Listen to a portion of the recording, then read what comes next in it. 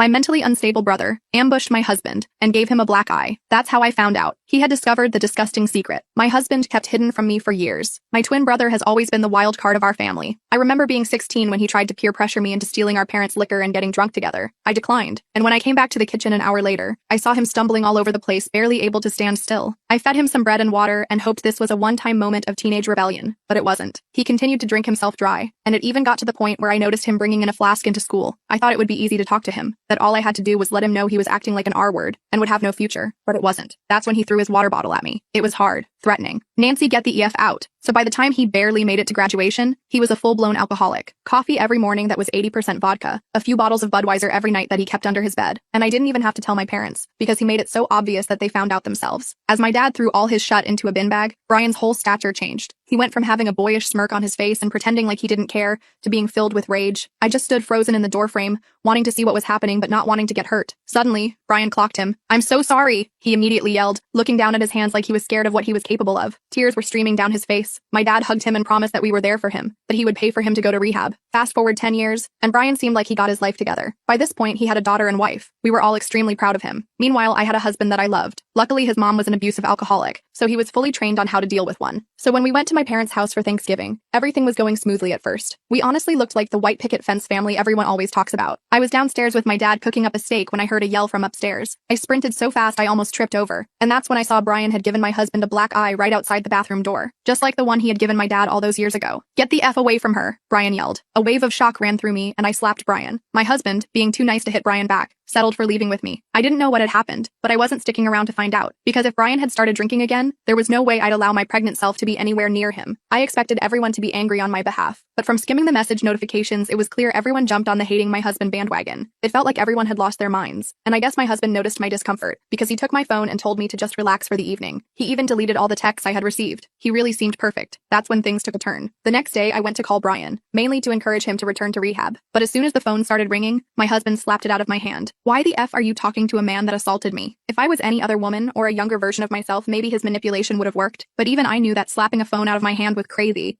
I had every right to talk to my family. "Brian never should have hit you, and I'll never forgive him for it, but I need to make sure he's getting help. I didn't realize I married someone who sides with abusers." He cut me off. I immediately switched my face into a fake moment of realization. "Oh my gosh, I don't know what I was thinking. I'm sorry, baby." He nodded before saying "good girl" and walking away. That's when I got in my car, drove to the park, and called Brian, because now I was more suspicious of my husband than ever. He picked up straight away. "Lauren, I need you to trust me and drive over here right now." His voice was urgent, and I knew that no matter what, Brian would never lay his hands on me, so I drove. When I got there, my dad couldn't even make eye contact with me, and my mom was in his arms, silently sobbing. Brian gently pulled me into the room next door. "Lauren," his tone was rarely ever serious, so I knew this was bad. "I want your husband dead." His voice was cold, unforgiving. I narrowed my eyes at him and started debating whether I should slap him again, until he finally spit out an explanation that made me want him dead too. When he was outside the bathroom door, my daughter was inside. I saw it, Lauren. His hands were in his pants. He was kneeling down to the peephole with a smile on his face that I never want to see again. I swallowed the bile that rose in my throat. I couldn't believe what I was hearing. My first reaction was pure disbelief. Mark? My husband? The man I was having a baby with? No way. But the look on Brian's face was deadly serious. I'd seen him hammered. I'd seen him angry, but I'd never seen him like this, cold and calculated. "Are you absolutely sure?" I asked, my voice barely above a whisper. "Maybe you misunderstood what you saw." Brian shook his head firmly. "I know what I saw, Lauren. I wish I didn't, but I do." I sat down on the couch, feeling like my legs might give out. My mom came in and sat beside me, putting her arm around my shoulders. She didn't say anything, just held me. My dad stayed in the doorway, his face ashen. "What do we do?" I finally asked. "Don't confront him," Brian said immediately. "Not yet. We need to be smart about this." I nodded slowly, trying to process everything. Part of me wanted to call Mark right away and scream at him, demand answers, but another part of me was terrified of what might happen if I did. I was pregnant with his child. I was vulnerable. "I need to go home and think," I said, standing up. "He'll get suspicious if I'm gone too long." My mom squeezed my hand. "You don't have to go back there, honey." But I knew I did. I needed to figure out if what Brian said was true, and if it was, I needed to protect myself and my baby. I drove home in a daze, rehearsing how I would act normal around Mark. When I got home, he was waiting for me in the living room, pacing back and forth. "Where were you?" he demanded. "Just driving around." I lied. I needed to clear my head after everything that happened. He seemed to accept this, but I noticed how his eyes followed me as I moved around the house. Had they always done that? Had I just never noticed before? That night, I couldn't sleep. I lay awake watching Mark's chest rise and fall, wondering who this man really was. The next morning, I called in sick to work. As soon as Mark left for his job, I started searching through our house. I didn't know what I was looking for exactly, but I knew I needed to find something. I checked his desk drawers first, then moved to his closet. Nothing seemed out of place. Then I remembered his laptop. Mark always kept it password protected, claiming it had sensitive work documents. I'd never questioned it before. I tried a few passwords I thought he might use. Nothing worked. I was about to give up when I remembered the flash drive he always kept on his keychain. He'd told me it was a backup for work, but maybe it had something else on it. I found his spare keys and removed the flash drive. When I plugged it into my own laptop, my hands were shaking so badly I could barely use the mouse. The drive opened to reveal a folder labeled Work Backups. Inside were dozens of subfolders with dates. I clicked on the most recent one. What I saw made me run to the bathroom and throw up. Pictures. So many pictures. Not just of Brian's daughter, but other children too. Neighborhood kids, kids from the park, all taken without anyone knowing. Some through windows, some at public places. None of them were naked, thank God, but they were clearly taken by someone with bad intentions. I closed the laptop and sat on the bathroom floor, crying. Brian was right. My husband was a monster, and I was carrying his child. I called Brian immediately. I found something, I said, my voice breaking. You were right. I'm coming over, he said without hesitation. 20 minutes later, Brian was at my house. I showed him what I'd found on the flash drive. His face hardened as he scrolled through the images. We need to go to the police, he said. I nodded, but then froze as I heard the garage door opening. Mark was home early. I panicked and quickly closed the laptop. Brian grabbed the flash drive and shoved it in his pocket just as Mark walked through the door. I tried to look normal, but my heart was pounding so hard I thought it might burst out of my chest. My hands were trembling,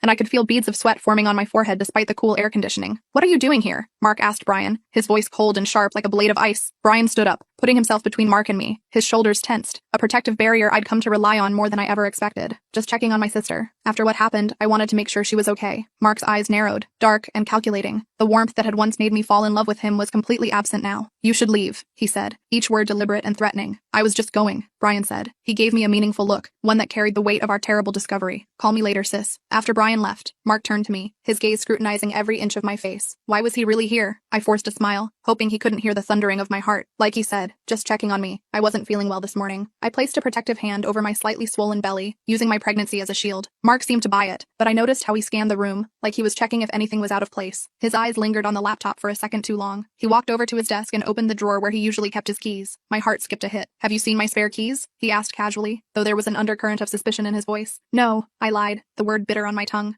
Maybe check the kitchen? He nodded and went to look. I quickly texted Brian. He knows something's up. What do we do now? Brian replied immediately. Don't confront him. Act normal. We need more evidence before going to the police. More evidence? What we had was already damning. The images on that flash drive had made me physically ill. Children. So many children. In situations no child should ever be in. But I understood what Brian meant. We needed to be careful. Mark was smart, and if he suspected I knew anything, who knows what he might do. For the next few days, I played the role of the perfect wife. I cooked Mark's favorite meals, laughed at his jokes, and pretended everything was normal. I wore makeup to hide the dark circles under my eyes from sleepless nights. I made excuses about pregnancy fatigue when he wanted intimacy. But inside, I was dying. Every time he touched me, I had to fight the urge to recoil. Every time he talked about the baby, I felt sick thinking about what kind of father he would be. Meanwhile, Brian was busy gathering information. He called me when Mark was at work to update me. He'd spoken to some of our neighbors, asking casual questions about Mark. One mom, Jessica, mentioned that Mark had offered to babysit her 8-year-old daughter several times, which she thought was odd but nice. Another neighbor, Ryan, said Mark often volunteered to take photos at neighborhood events where kids were present. Ryan had even commented once that Mark seemed to focus his camera more on the children than the adults. We need to check his computer, Ryan said, his voice tight with urgency. The flash drive is probably just the tip of the iceberg. But Mark never left his laptop unattended. He took it to work with him every day, and when he was home, it was either with him or locked in his office. I needed to find a way to get access. I considered drugging his evening whiskey but feared what might happen if he caught me. My opportunity came a week later. Mark got a call from his boss asking him to come in on Saturday for an emergency meeting. He was annoyed but couldn't say no. As soon as he left, I called Brian, my fingers shaking as I dialed. He's gone for at least 3 hours, I said, but his office is locked and I don't have a key. I'll be right over, Brian replied,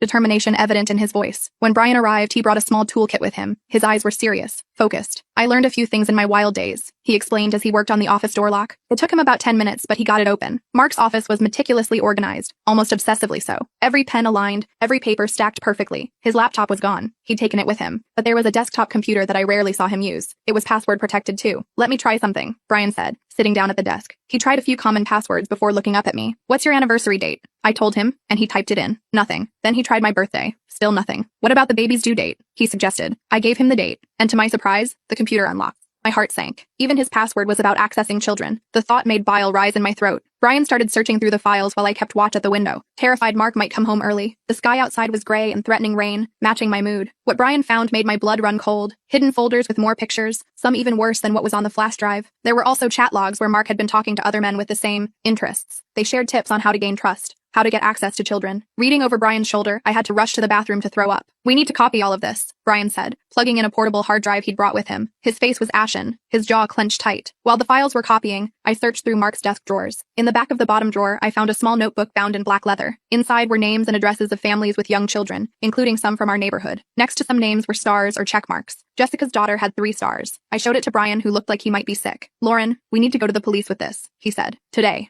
I nodded, but then froze as I heard a car door slam outside. I ran to the window and saw Mark walking up the driveway, his stride purposeful. The meeting must have ended early. He's back, I whispered urgently, panic clawing at my chest. Brian quickly unplugged the hard drive, but the file transfer wasn't complete. We have to go now, he said, grabbing the notebook and shoving it into his pocket along with the hard drive. We rushed out of the office, locking the door behind us. Brian barely had time to hide in the guest bathroom before Mark walked in the front door. I stood in the hallway trying to look casual, though my heart was racing so fast I felt lightheaded. Meeting got canceled, Mark announced. Then he looked at me suspiciously. Why are you so flushed? Just doing some cleaning, I said, gesturing to the duster I'd grabbed from the hall closet. The pregnancy makes me overheat easily. I fanned myself for effect, praying he wouldn't notice how my hands trembled. Mark seemed to accept this and went to the kitchen for a drink. I texted Brian, stay hidden. I'll create a distraction so you can leave. I went to the kitchen and deliberately dropped a glass on the floor. As it shattered, I called out, oh no, Mark, can you help me clean this up? I don't want to cut myself. While Mark was busy with the glass, carefully picking up each shard, Brian slipped out the front door. I breathed a sigh of relief, but my heart was still racing. We had evidence now, but not everything, and Mark was getting suspicious. I could see it in the way his eyes followed me, the way he checked his office door twice that evening. That night, Mark was unusually attentive. He insisted on making dinner, massaged my feet, and kept asking if I was feeling okay. On the surface, it seemed sweet, but there was something off about it. His eyes were too watchful, his questions too probing, his touch lingered too long, as if he was trying to reclaim ownership. When we went to bed, I pretended to fall asleep quickly, but I lay awake for hours, listening to Mark's breathing, wondering if he knew what Brian and I had discovered. The moonlight cast eerie shadows across our bedroom, making ordinary objects look sinister. Around 2 a.m., I felt him get out of bed. Through barely open eyes, I watched him go to his office. He was in there for almost an hour before coming back to bed.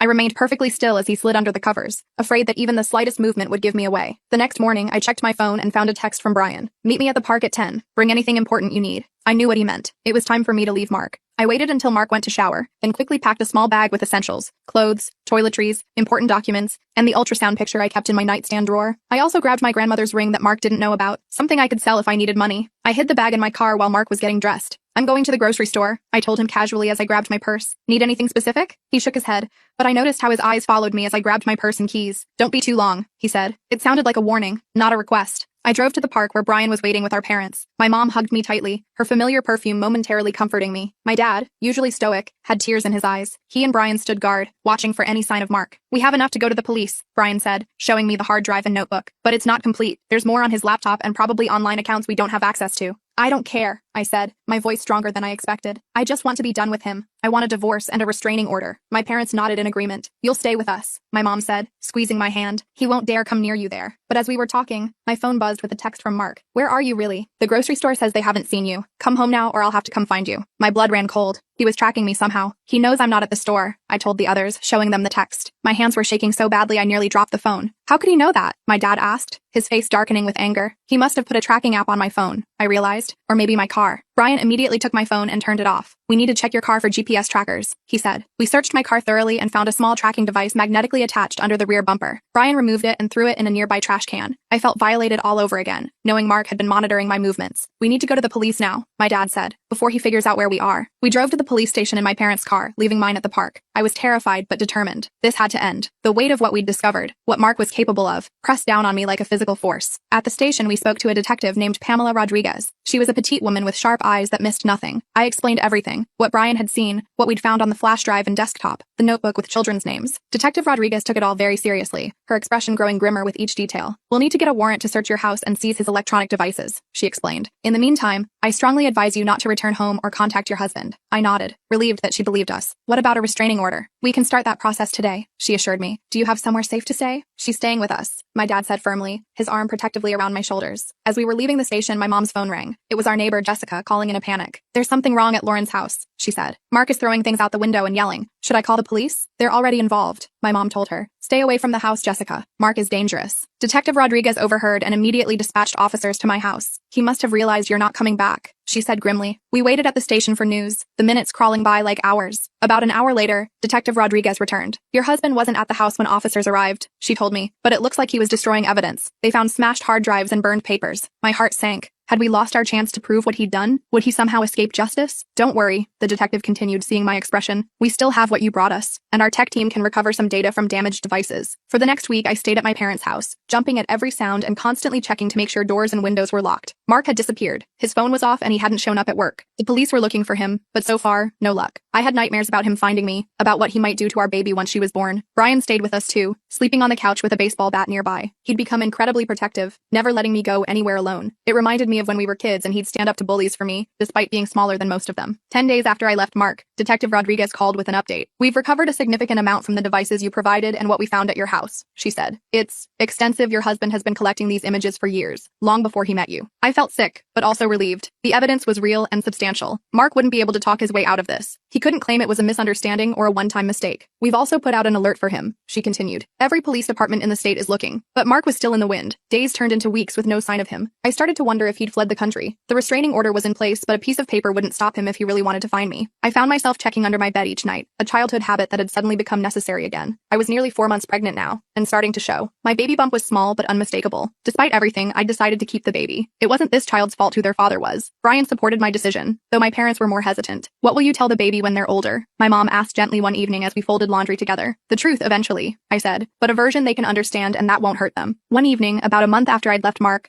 I was helping my mom with dinner when the doorbell rang. Brian went to answer it, baseball bat in hand. I heard voices, then Brian called for me. At the door was Ryan, our neighbor from across the street. His normally cheerful face was drawn with concern. I think I saw Mark, he said without preamble. He was sitting in a car down the block from your house. When I walked toward him to check, he drove away. My heart started racing. When was this? About an hour ago, Ryan said. I called the police, but by the time they got there, he was gone. We thanked Ryan for the warning and immediately called Detective Rodriguez. She promised to increase patrols in our neighborhood and reminded us not to approach Mark if we saw him. That night, none of us slept well. Every noise made me jump. The house settling, the wind in the trees, a car passing by. Around 3 a.m., I got up to use the bathroom and noticed a light on downstairs. I found Brian sitting at the kitchen table staring at his phone. Can't sleep? I asked, sitting across from him. He shook his head. I keep thinking about what I'd do if I saw Mark right now. Don't, I said firmly. He's not worth throwing your life away for. Brian looked up at me, his eyes tired but determined. I'd do anything to protect you and that baby, Lauren. Anything. The next day, I had a doctor's appointment for an ultrasound. Brian insisted on coming with me, along with my mom. We were extra cautious, checking for anyone following us and parking close to the entrance. The appointment went well. The baby was healthy, growing right on schedule, and we even found out I was having a girl. Despite everything, I felt a moment of pure joy seeing my daughter on the screen, her tiny hands and feet, the flutter of her heart. It was miraculous. My mom cried, and even Brian got a bit misty-eyed. As we were leaving the hospital, I spotted a familiar car in the parking lot. My heart stopped. That's Mark's car, I whispered to Brian, pointing discreetly. Brian immediately put himself between me and the car, while my mom called Detective Rodriguez. Get back inside, Brian urged, guiding us toward the hospital entrance. But before we could reach it, Mark stepped out from behind a column. He looked terrible, unshaven, clothes rumpled, eyes wild with a desperate intensity that frightened me. Lauren, he called out. I just want to talk. Stay back, Brian warned, stepping forward. The police are on their way. Mark ignored him, his eyes fixed on me. You've ruined everything, he said, his voice eerily calm. I lost my job, my reputation, all because you couldn't mind your own business. You ruined everything yourself, I replied, finding courage I didn't know I had. What you did, what you were going to do, it's unforgivable. Mark's face twisted with anger. You have no idea what I'm capable of, he threatened, taking a step toward us. Brian moved forward to block him. Neither do you, he said coldly. For a tense moment, they stared each other down. Then we heard sirens in the distance. Mark's eyes darted around, calculating. With one last venomous look at me, he turned and ran toward his car. Let him go, I told Brian, who looked ready to chase after him. The police will find him. And they did. Mark only made it about 5 miles before a police roadblock stopped him. He was arrested without incident, though Detective Rodriguez told me later that they found a knife and rope in his car. I tried not to think about what he might have been planning. In the weeks that followed, more evidence came to light. The police found that Mark had been part of an online network of men who shared similar interests. Some of his friends were also arrested. The case against him was airtight. I filed for divorce immediately, citing the criminal charges and requesting that Mark have no rights to our daughter. The judge agreed without hesitation. I changed my name back to my maiden name, wanting nothing to do with Mark's identity anymore. As my pregnancy progressed, I slowly started to heal. Brian was my rock through all of it, attending every doctor's appointment and helping me set up a nursery in my parents' house. He'd been sober for over 10 years now, and watching him support me through this crisis made me realize how far he'd come from that troubled teenager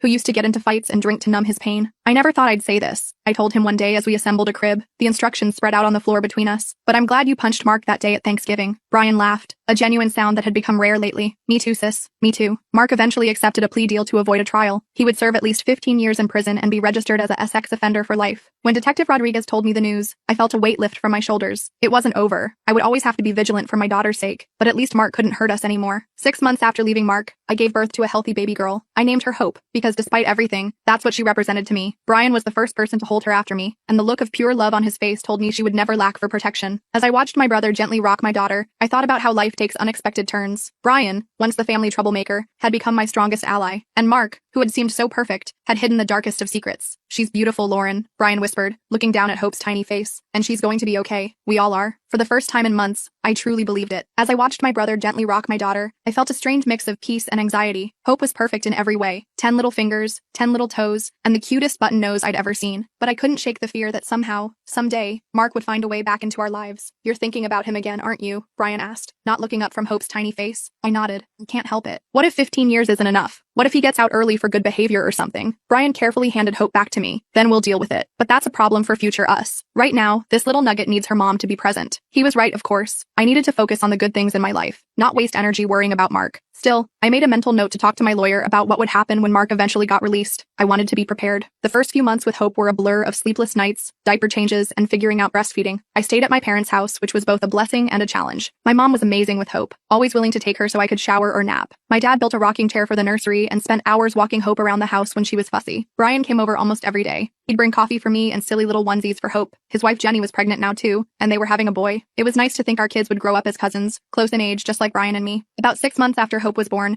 I started looking for my own place. As much as I appreciated my parents, I needed some independence. Brian helped me find a small 2-bedroom house just a few blocks from my parents. It needed some work, but the price was right, and the neighborhood was safe. You sure you want to do this? Brian asked as we painted the living room a soft yellow. Mom and Dad love having you there. I know, I said, carefully edging around the window trim, but I need to stand on my own 2 feet. Plus, I think Dad's about to lose his mind if he has to watch one more episode of that baby show Hope likes. Brian laughed. Fair enough. But I'm installing security cameras before you move in. Non-negotiable. I didn't argue. The truth was, I wanted those cameras. Even though Mark was locked up tight, I still sometimes woke up in the middle of the night, heart racing, convinced I'd heard someone trying to get in. My therapist called it hypervigilance, a normal response to trauma. Knowing the house was secure would help me sleep better. The day I moved in, my whole family showed up to help. My dad and Brian handled the furniture while my mom organized the kitchen. Jenny set up Hope's nursery, arranging stuffed animals and hanging the mobile Brian had bought. By evening, the place actually felt like home. That night, after everyone left and Hope was asleep in her crib, I sat on my new couch and looked around. For the first time in over a year, I felt like I was moving forward instead of just reacting to the next crisis. I still had bad days when I'd remember something about Mark and wonder how I could have been so blind, but those days were getting less frequent. A few weeks after moving in, I got a call from Detective Rodriguez. My heart immediately started racing. Had Mark somehow escaped? Was he coming for us? Don't worry, he's still locked up tight, she said, seeming to read my mind. I'm actually calling about something else. We found some additional evidence on one of Mark's cloud accounts. There are some files I think you should know about. I met her at the police station the next day. My mom watched Hope so I could focus on whatever Rodriguez needed to show me. I wasn't prepared for what she had. These are files Mark kept about you, she explained, sliding a folder across the table. It appears he was planning your relationship from the beginning. I opened the folder with shaking hands. Inside were printouts of social media posts I'd made years ago, before I even met Mark. There were notes about my likes and dislikes, my schedule, even a list of my friends. It was like reading a stalker's handbook, except the stalker had become my husband. He targeted me? I asked, though I already knew the answer. Rodriguez nodded. It looks that way. He created a profile of you, figured out where you'd be likely to meet someone, and then orchestrated what seemed like a chance encounter. I thought back to how Mark and I met, at a coffee shop I frequented. He'd bumped into me, spilling my drink, and insisted on buying me a new one. It had seemed so random, so romantic. Now I knew it was calculated. Why are you showing me this? I asked, closing the folder. I couldn't bear to look at it anymore. 2 reasons, Rodriguez said. First, it strengthens our case if he ever appeals his sentence. Second, I thought you deserved to know the truth. This wasn't your fault, Lauren. You couldn't have known. I nodded, but the knowledge still stung. I'd been chosen, studied, and manipulated by a predator, and I'd fallen for it completely. When I told Brian about the files, he was furious. That sick bastard, he muttered, pacing around my kitchen. I should have hit him harder when I had the chance. It wouldn't have changed anything, I said, watching Hope play with her toys on the floor. And you might have ended up in jail instead of him. Brian stopped pacing and sat down next to me. You know what's messed up? Part of me is glad this happened. I stared at him. What? Not the Mark being a monster part, he clarified quickly. But if you hadn't married him, you wouldn't have Hope, and she's pretty awesome. I looked at my daughter, happily banging blocks together on the floor. Brian was right. As terrible as the situation with Mark had been, it had given me hope, and I couldn't regret that. As Hope's first birthday approached, I started feeling more like myself again. I'd gone back to work part-time at the accounting firm where I'd been before my pregnancy. My boss was understanding about my situation and let me work flexible hours. I'd even gone on a couple of casual dates, though nothing serious. I wasn't ready for that yet. The birthday party was small, just family and a couple of friends. Hope was more interested in the wrapping paper than the presents, of course. She'd started walking a few weeks earlier and spent the party toddling from person to person,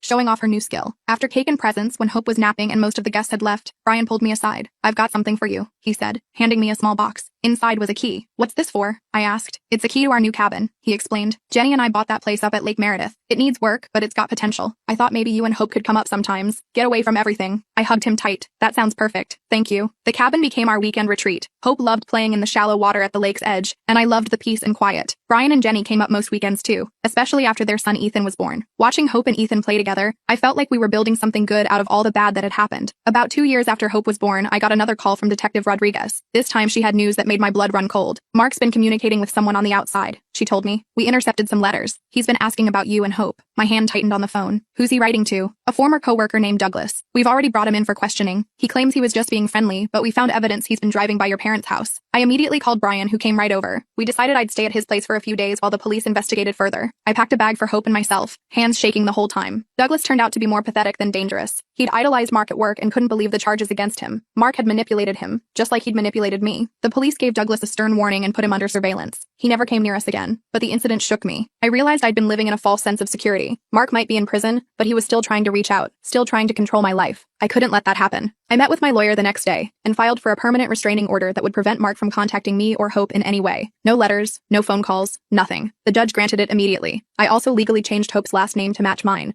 removing the last trace of Mark from our lives. These steps helped, but I still felt unsettled. What if Mark found someone else to do his dirty work? What if he got out someday and came looking for us? Brian suggested we take a more drastic step. "Move," he said simply. "Not just to a new house, but to a new state, somewhere Mark wouldn't think to look." The idea was terrifying, but also liberating. A fresh start, somewhere without memories of Mark around every corner, somewhere Hope could grow up without the shadow of her father's crimes hanging over her. I spent weeks researching options. I needed somewhere with good schools, affordable housing, and job opportunities in my field. I also wanted to be near water. The weekends at the lake had shown me how much Hope and I both loved it. Finally, I settled on a small city in Oregon. It was far from Texas, had a growing economy, and was close to both mountains and the ocean. Best of all, no one there knew our story. We could just be Lauren and Hope, not the wife and daughter of a convicted predator. Telling my parents was hard. My mom cried and my dad got very quiet, which was his way of showing he was upset. But they understood. They even offered to come visit for extended periods, especially during the winter when Oregon would be a nice break from Texas heat. Brian was supportive, but sad. "I always thought our kids would grow up together," he said as we packed up my house. "They still can," I assured him. "We'll visit often, and you guys can come see us. Plus, there's video calls." The day we left was bittersweet. My car was packed with everything Hope and I would need until the moving truck arrived with the rest of our stuff. My family gathered in the driveway for goodbyes. My mom hugged me tight. "Call when you get there, no matter what time it is." My dad pressed something into my hand, a new pepper spray for my keychain, "just in case," he said gruffly. Brian was the last to say goodbye. He hugged me, then knelt down to Hope's level. "You take care of your mom, okay, squirt?" he said, his voice rough with emotion. Hope nodded solemnly. At 3, she didn't really understand what was happening, but she knew it was important. "I will, Uncle Brian." As we drove away, I watched my family get smaller in the rearview mirror. I felt a pang of doubt. Was I doing the right thing? But then I looked at Hope, happily playing with her stuffed bunny in her car seat, and knew the answer was yes. The drive to Oregon took several days. We stopped at silly tourist attractions along the way, took pictures at state lines, and stayed in hotels with swimming pools. It felt like an adventure rather than an escape. Our new house was small but perfect. A blue cottage with a fenced yard and a view of mountains in the distance. The neighbors brought over cookies to welcome us, and Hope quickly made friends with the kids next door. I found a job at a local accounting firm, and Hope started preschool. We settled into a routine that felt normal, even happy. I still had security cameras installed and checked the locks twice every night, but those habits felt like prudent caution rather than paralyzing fear. 3 years after our move, I met someone. His name was Joseph, and he was Hope's soccer coach. He was patient and kind, never pushing for more than I was ready to give. When I finally told him about Mark, he listened without judgment, then simply said, "Thank you for trusting me with that." We took things slowly, very slowly. It was almost a year before I let him meet Hope as anything other than her coach. Another 6 months before I let him stay the night. But Joseph never complained. He understood why trust was so difficult for me. On Hope's 7th birthday, Joseph proposed. Not to me, both of us. He got down on one knee in our living room and asked Hope if it would be okay if he married her mom and became her dad. Hope, who had grown to adore him, launched herself into his arms with an enthusiastic yes. Then he turned to me with the ring. I said yes too. We got married in a small ceremony by the ocean. Brian was Joseph's best man, and Hope was my maid of honor. My parents beamed from the front row. As we said our vows, I felt the last pieces of my heart that Mark had damaged finally heal. Life isn't perfect. I still have nightmares sometimes. I still worry about the day Mark will be released, even though it's years away. But those fears no longer control me. I've built a life that's strong enough to withstand them. Hope knows a simplified version of the truth about her biological father, that he did bad things and had to go to prison. Someday, when she's older, I'll tell her more. But for now, she's just a normal kid with friends and hobbies and a stepdad who adores her. As for Brian and me, we're closer than ever despite the distance. We talk almost every day, and our families spend holidays together, alternating between Oregon and Texas. His son Ethan and Hope are thick as thieves, just like Brian and I were at their age. Sometimes I think about how differently things might have turned out if Brian hadn't seen Mark that day at Thanksgiving, if he hadn't trusted his instincts, if he hadn't been brave enough to tell me the truth. I might still be with Mark, unaware of the monster hiding behind his perfect husband facade. Hope might have grown up in danger. Instead, we're safe, we're happy, we're free, and that's worth everything we went through to get here.